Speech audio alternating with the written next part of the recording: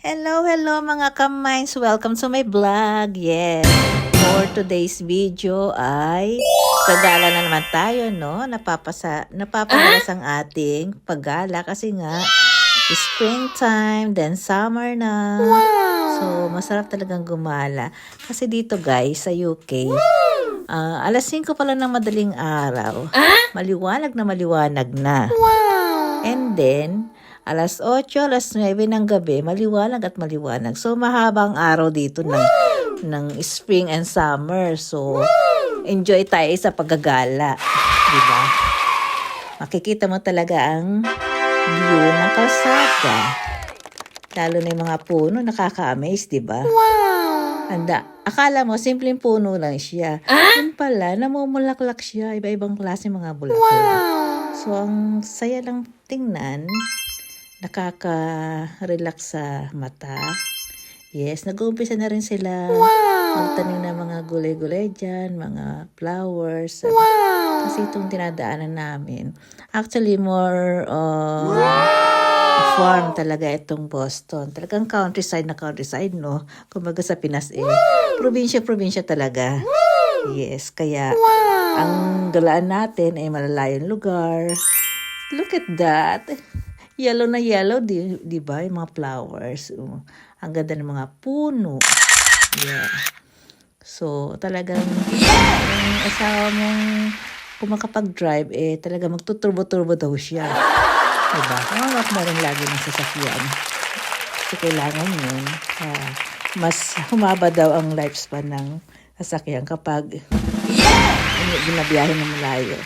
Which is tama naman, no? At the same time, nakakagala. Ayun nga lang, kailangan mo rin labas ng pera. Dito kasi guys, mas madami ang off kaysa sa work. So, ayan.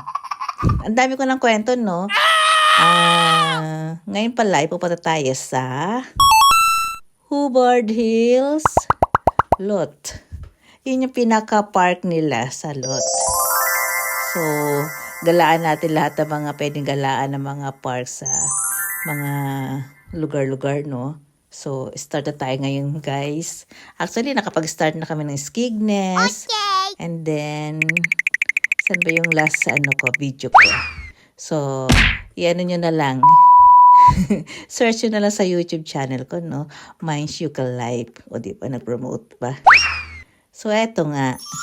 Nasa 45 minutes ulit ang biyahe natin papunta ron. Pero grabe naman talagang mga dito, eksena.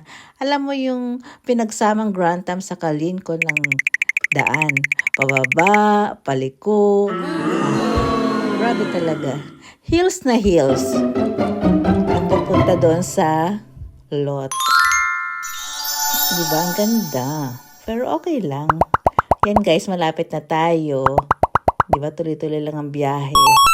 Yes, kasi dito, kahit madami sasakyan, sa dami ba naman ng kalsada dito at saka ng way, hindi naman nagkaka-traffic. Saka yung time na yan, tanghali, so nasa mga opisina ang mga tao, so hindi traffic, no? So, ito na nga tayo. So, nagpark lang kami sa street parking. Yeah. Kaya free lang doon. Yan. Tapos naglakad na lang kami papasok. Yan kagad yung nabungaran namin. Ang laking puno ng ano yung pine tree? Hindi ko alam guys pero ang laki kasi So ayan, iba't ibang puno na iba-iba rin ng bulaklak. So lahat ng klase ng bulaklak, aurahan natin, videohan natin. Kasi bihira lang to. Ganun, ganun. Yes. Siyempre, hindi papayag sa ako na hindi siya kasama. Ikot-ikot muna tayo, guys. Yes. Diba? Green and green. Enjoy na enjoy talaga pag spring to summer na rin. Kaya magandang panahon. Yes. At na-amaze kami dito kasi habang lalakad kami, meron kami nakita malinaw na small bodies. Yes. Ang clear talaga ng kanyang water, tapos nakikita mo parinig mo yung sound ng tubig, di ba? Nakaka-relax sa tenga. Yes, simple lang siya. Mababaw. O, di ba? Lino-linaw. Ang sarap talaga. Sarap sanang magtampisaw. Ano yan? Provincia yarn. Dali natin dito ang Pinas. Yan. O, pag ganun. Ikot namin kayo. Yan. Yung sasabi namin na maliit na batis. Yes. Yan sa kabila. Yan mga nag-walking. Pwede dyan yung mga dog. Yes. Yeah, wala pa tayo sa exciting part, guys. Dito muna tayo. Yung pupuntahan natin, 8 minutes pa papunta to sa Hobart Hills. Nilakad na lang namin para ma-enjoy talaga namin yung bawat view dito. Ang lawak pala nitong park nila. Tapos may mga nagre-renovate din siguro. Pinapanood pa nila to. Ini-improve pa nila, syempre, para maging tambay, ano ang tawag sa ganun? Para galaan talaga ng mga iba't ibang lugar. Ayan, yan dinaanan namin. Diba? Para kaming nasa movie. Pero enjoy naman, no? Enjoy naman yung paglalakad namin. Kasi malamig pa rin. Yes, maliwanag na.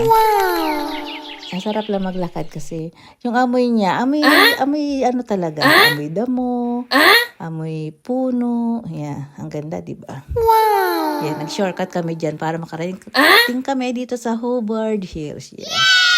Diba? Dito bawal guys yung mga aso na. So, yung mga grandpa natin. Yan. Dito sila nag-i-enjoy walking. Yes. Wow! Look at that. Ang cute, no? Wow! So, bawal din dito ang bike. So, walking lang talaga.